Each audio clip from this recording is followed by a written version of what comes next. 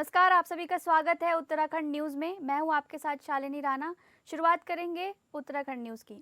मुख्यमंत्री पुष्कर सिंह धामी ने 76वें संविधान दिवस के अवसर पर प्रदेशवासियों को शुभकामनाएं दी हैं।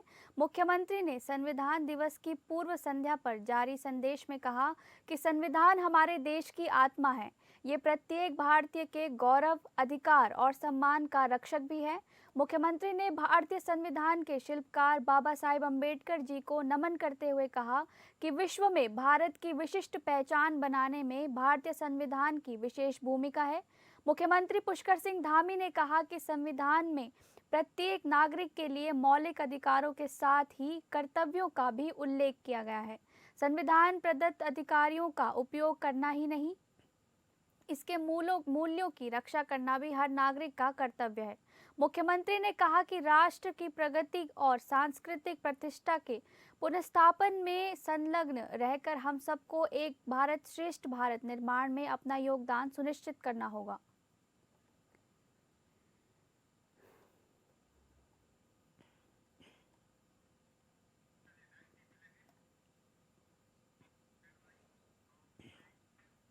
प्रदेश में हो रही मानव वन्य जीव संघर्ष की घटनाओं को लेकर मुख्यमंत्री ने कहा कि सरकार के लिए ये चुनौती है, लेकिन जिन लोगों के साथ ये घटनाएं सामने आई हैं, इसको लेकर सरकार संवेदनशीलता से काम कर रही है। कहा कि इस मामले में हाई लेवल बैठक भी की जा चुकी है।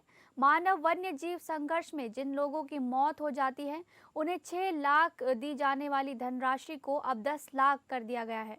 जो लोग घायल होंगे उनके स्वास्थ्य की देखरेख करने के लिए प्रदेश सरकार कटिबद्ध है और निःशुल्क में उन्हें उपचार दिया जाएगा। बता दें कि प्रदेश में लगातार मानव वन्य जीव घटनाएं सामने आ रही हैं, जिससे पहाड़ से लेकर मैदान तक कई लोग परेशान हैं। पहाड़ों ने भालू व गुलदार का हमला आए दिन हो रहा है, वहीं मैदान में हाथियों का आतंक बढ़ता ही जा रहा है।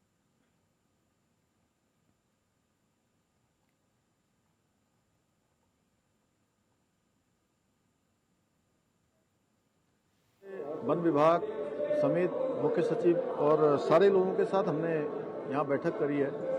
ये वास्तव में बहुत हमारे लिए चुनौती भी है और बहुत जिन लोगों को भालू ने हमला किया है उनके लिए सरकार उनके साथ खड़ी है।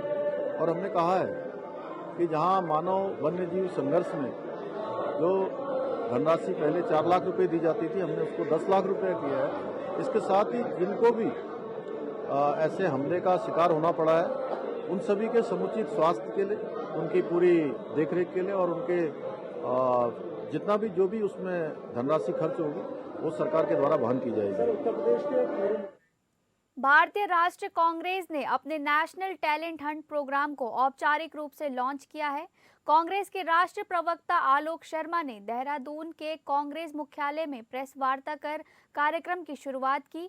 ये कार्यक्रम पार्टी की विचारधारा, संविधान, लोकतंत्र और न्याय के मूल्यों में विश्वास रखने वाली प्रतिभाशाली और ऊर्जावान व्यक्तियों को खोजने के लिए शुरू किया गया है। इसका मुख्य उद्देश्य नए प्रवक्ताओं, रिसर्च कोऑर्डिनेटर और पब्लिसिटी कोऑर्डिनेटर जैसे पदों के लिए योग्य उम्मीदवारों का चयन करना है, ताकि पार्टी के जनाधार को मजबूत किया जा सके और भाजपा की अफवाहों व फेक न्यूज का प्रभावी ढंग से मुकाबला हो सके।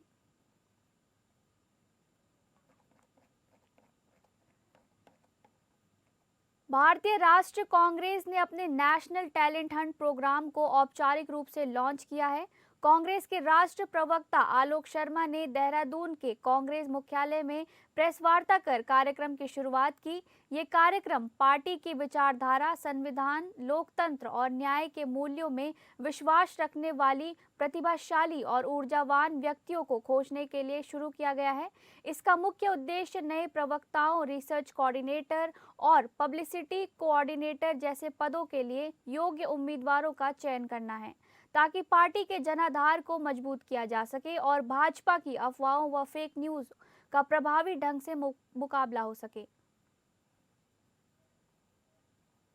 उत्तराखंड पूरे राज्य भर से जिला स्तर, राज्य स्तर और राष्ट्रीय स्तर के लिए मीडिया डिपार्टमेंट प्रतिभा की खोज में लगा हुआ है और उसी क्रम में आज हमने प्रदेश अध्यक्ष महोदय के नेतृत्व में यहाँ पर प्रेस वार्ता की, जिसमें तमाम सीनियर लीडर्स हमारे बीच में उपस्थित हैं।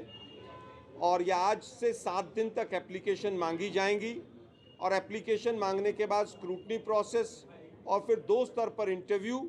और एक चीज़ जो पहले छूट गई थी कि 2 दिन का ट्रेनिंग का सेशन भी रहेगा राज्य स्तर का, ताकि आने वाले चुनाव के लिए और भविष्य के लिए जिस तरह से हमें प्रवक्ता चाहिए, उन प्रवक्ताओं को हम ट्रेंड करके भाजपा की झूठ की फैक्ट्री को बंद करने का काम आज से ही शुरू कर रहे हैं। यही आज की प्रेस वार्ता का मूल उद्देश्य है। जम्मू कश्मीर में शहीद हुए अग्निवीर दीपक के अंतिम संस्कार में लोहाघाट के विधायक खुशहाल सिंह अधिकारी और पुलिस के एक दरोगा के बीच जोरदार बहस हो गई, जिसका वीडियो अब सोशल मीडिया में वायरल हो रहा है। वायरल वीडियो में विधायक खुशहाल सिंह अधिकारी दरोगा को अपना नौकर बता रहे हैं और उससे कह रहे हैं, पहले तेरा काम हो जाएगा, ये काम बाद में होगा। इस नाजुक मौके पर विधायक अपनी मर्यादा भूलकर अपनी विधायक की हनक दरोगा पर दिखाते हुए नजर आ रहे हैं। इस दौरान उनका ब्लॉक प्रमुख बेटा भी अपनी हनक दिखाता हुआ दिख रहा है। वायरल वीडियो में लोग तरह तरह के कमेंट कर रहे हैं। लोगों ने कहा, कांग्रेस विधायक खुशहाल सिंह अधिकारी ने शहीद सैनिक दीपक सिंह बोहरा के अंतिम संस्कार के समय पुलिसकर्मी से अभद्रता कर गमगीन माहौल में शहादत को फीका करने का प्रयास किया। सत्ता की हनक में विधायक मौके की नजाकत को भी भूल गए और अब असभ्य गालियां बकने लगे। वायरल वीडियो में देखिए, साफ साफ नजर आ रहा है कि कैसे वो सुरक्षा कर्मियों को धमकी दे रहे हैं।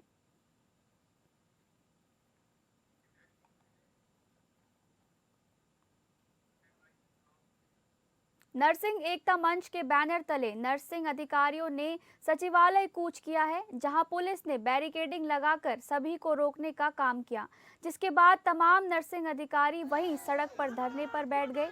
आंदोलनकर्ता नरसिंह अधिकारियों का आरोप है कि पहले तो सरकार वर्तमान में नरसिंह अधिकारी पद को लेकर निकाली गई भर्ती विज्ञप्ति को रद्द किया जाए, साथ ही पुराने डिप्लोमा और डिग्री धारकों को पुराने तरीके से ही वरिष्ठता के आधार पर नौकरी देने का काम करें।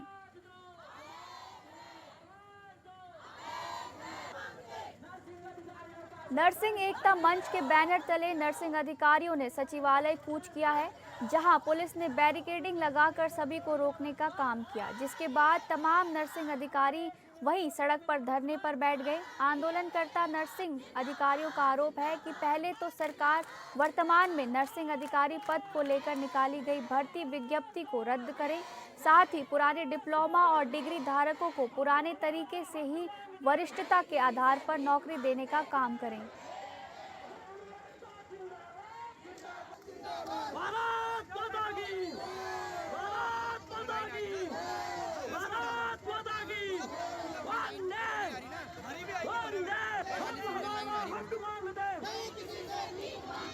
सारा भरा दो, भरवा दो पीछे आने वाली वैकेंसी है, ये भी अगर एग्ज़ाम बेस होगी तो हमारे लिए बहुत मुश्किल हो रहा है। बहुत सारे मेरे साथी हैं जो कि ओवर एज हो गए हैं, पिछले 5 साल से हम वेट किए जा रहे हैं। अभी जब हम 5 साल पहले ये वैकेंसी आई थी तब हम एग्ज़ाम के लिए तैयार थे, तब हमने पढ़ाई भी की, तैयारी की है। 2 बार हमने तैयारी, 2 बार एग्ज़ाम को कैंसिल किया गया। तब से अब तक अब जो हमारी एक जो हम वेट कर रहे थे कि हमारा नंबर आएगा, दोनों बार नहीं आया। तीसरी बार हमें मौका मिलता है तो ये वर्चुअल परीक्षा माध्यम से हो रही है। अब हम परीक्षा के लिए तैयार नहीं हैं, इतने सालों से तैयार नहीं है। तो एक ही है हमारी डिमांड है, मांग है माननीय स्वास्थ्य मंत्री धन सिंह रावत जी से कि प्लीज़ इस बार भी इस वैकेंसी को वर्चुअल। ठीक है। देहरादून में फर्जी पहचान के आधार पर रह रहे बांग्लादेशी नागरिक के मामले में पुलिस ने जांच और तेज कर दी है। एसएसपी देहरादून ने बताया कि आरोपी से पूछताछ में बांग्लादेश के कई दस्तावेज मिले हैं, जिससे उसकी पहचान साफ होती है। उन्होंने बताया कि आरोपी कुछ साल पहले जिस महिला के साथ रह रहा था उसे बांग्लादेश ले गया था, वहां महिला का नाम बदलकर निकाह कराया गया और फिर दोनों देहरादून लौटकर फर्जी आईडी बनवाकर रह रहे थे। एसएसपी का कहना है कि मामला अभी जांच में है और जो भी दस्तावेज विभिन्न एजेंसियों से मिल रहे हैं उन्हें जांच में शामिल किया जा रहा है। उन्होंने कहा कि आगे की कार्यवाही पूरी तरह जांच के आधार पर होगी। अगर जरूरत पड़ी तो केस में और धाराएं भी जोड़ी जाएंगी, जिसमें धर्मांतरण से जुड़े पहलू भी शामिल हो सकते हैं। पुलिस का कहना है कि सभी तथ्य जुटाए जा रहे हैं ताकि केस को मजबूत तरीके से आगे बढ़ाया जा सके।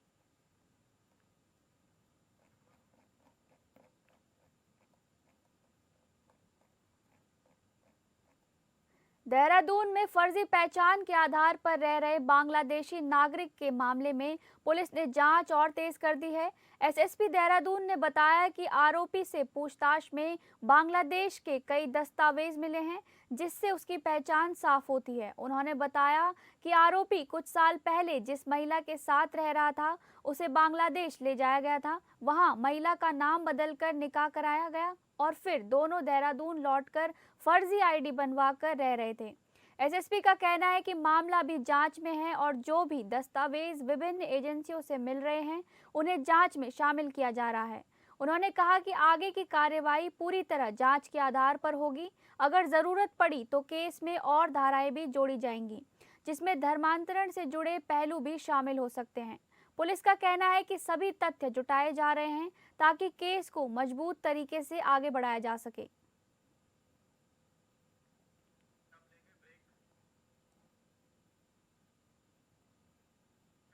आगामी 2027 विधानसभा चुनाव से पहले तमाम राजनीतिक दल तैयारी में जुट गए हैं।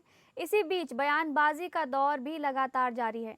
एक तरफ कांग्रेस कह रही है कि अब भाजपा की उल्टी गिनती शुरू हो गई है, तो वहीं भाजपा दावा कर रही है कि 2027 में भी बीजेपी की प्रचंड बहुमत की सरकार बनेगी और कांग्रेस का नामो निशान मिट जाएगा। इस पर प्रतिक्रिया देते हुए पूर्व मुख्यमंत्री हरीश रावत ने कहा कि किसी में इतनी शक्ति नहीं है कि वो कांग्रेस का नामो निशान मिटा दे। 2-4-6 जीत के बाद अहंकार स्वाभाविक है और बीजेपी के शीर्ष नेतृत्व में अहंकार आ गया है, जो उनके पतन का कारण बनेगा। हरदा ने कहा कि आजकल राजनीतिक मंच पर भाजपा के लोग रावण संवाद करते हैं और ये रावड़ी प्रवृत्ति की भाजपा के पतन का कारण बनेगी।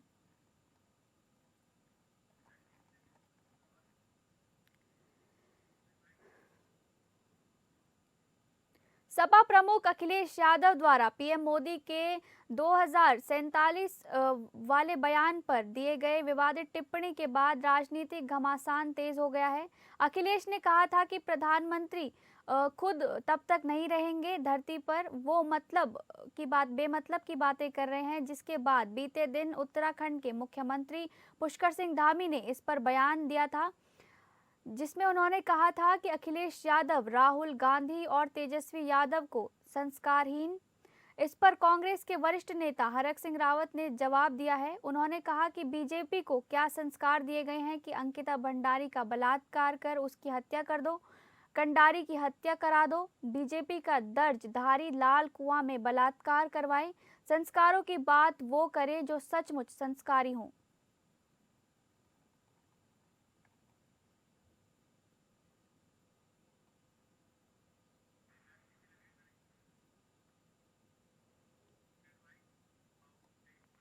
मुख्यमंत्री पुष्कर सिंह धामी के निर्देश पर राज्य सरकार ने उपनल के माध्यम से विभिन्न विभागों में कार्यरत कर्मियों के हित में बड़ा फैसला लिया है। सरकार ने तय किया है कि राज्य के सभी विभागों संस्थानों में उपनल के माध्यम से तैनात ऐसे कार्मिक जिन्होंने 12 वर्ष या उससे अधिक की निरंतर सेवा पूरी कर ली है, उन्हें समान कार्य समान वेतन के सिद्धांत पर वेतनमान का न्यूनतम वेतन और महंगाई भत्ता प्रदान किया जाएगा। इसके अलावा अन्य उपनल कर्मियों को भी जिन्होंने चरणबद्ध रूप से निरंतर सेवाएं पूरी की हैं, जल्द ही समान कार्य समान वेतन के सिद्धांत के अनुरूप वेतनमान का न्यूनतम वेतन और महंगाई भत्ता दिया जाएगा। इसी बीच सैनिक कल्याण मंत्री गणेश जोशी का बयान भी सामने आया है। मंत्री ने सीएम धामी का आभार व्यक्त करते हुए कहा कि उपनल कर्मचारी हमारे ही कर्मचारी हैं। उनकी मांगों को लेकर लगातार मुख्यमंत्री पुष्कर सिंह धामी और अधिकारियों के साथ चर्चा चल रही थी। मंत्री ने बताया कि कर्मचारियों ने भी सरकार की वित्तीय परिस्थितियों को समझा और बातचीत सकारात्मक रही। प्रथम चरण में 12 साल से अधिक सेवा दे चुके करीब 5500 कर्मचारियों को समान वेतन दिया जाएगा। इसके बाद चरणबद्ध तरीके से बाकी कर्मचारियों के हित में भी निर्णय लिए जाएंगे।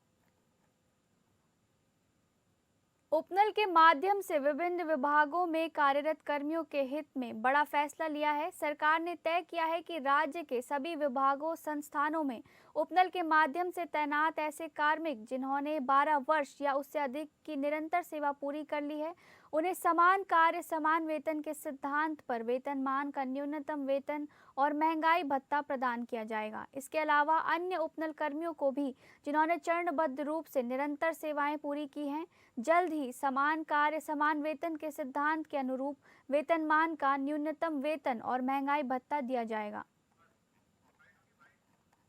12 तक के जो है कर्मचारियों को समान वेतन देंगे। इसमें करीब 5,500 कर्मचारी हैं आ रहे हैं और उसके बाद फेज बाय फेज इनको करेंगे। ये हमारी माननीय मुख्यमंत्री जी का एक उनसे वायदा भी है, क्योंकि उन्होंने मुख्यमंत्री ने इसकी घोषणा की थी और निश्चित ही इससे में हमारे, क्योंकि सुबह से मुझे कई लोगों के फोन आ रहे हैं कि आप क्यों नहीं थे यहाँ, क्योंकि जो जिम्मेदारी मुख्यमंत्री जी ने दी वो भी निभानी बहुत जरूरी है।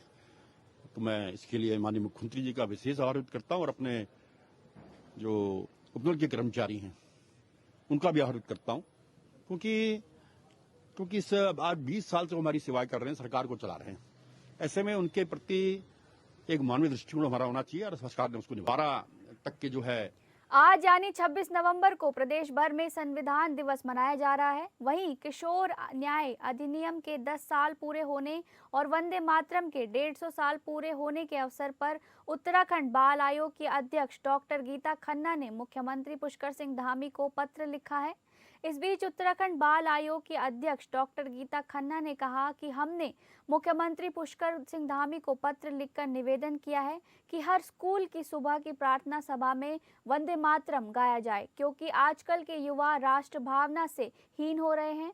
साथ ही उन्होंने कहा कि हमने निवेदन किया है कि हर स्कूल में चाइल्ड राइट्स ऑफिसर नियुक्त किया जाए, जिसके लिए हमने शिक्षा विभाग को भी पत्र लिखा है, ताकि कभी स्कूल में बाल अधिकार का हनन हो तो हम ऐसे लोगों की निरंतर क्षमता बना सकें।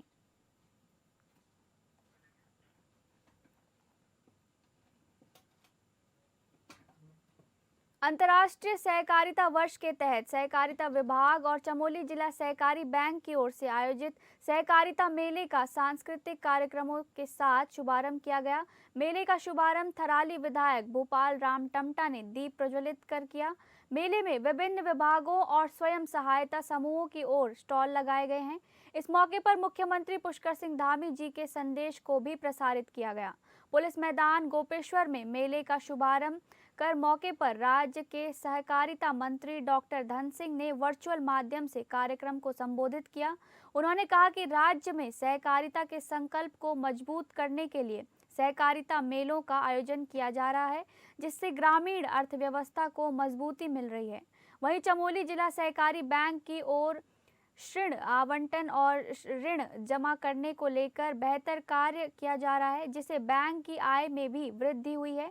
बताया जा रहा है कि चमोली जिला सहकारी बैंक की ओर से जनपद जल्द 3 नवीन शाखा का संचालन शुरू करेगी।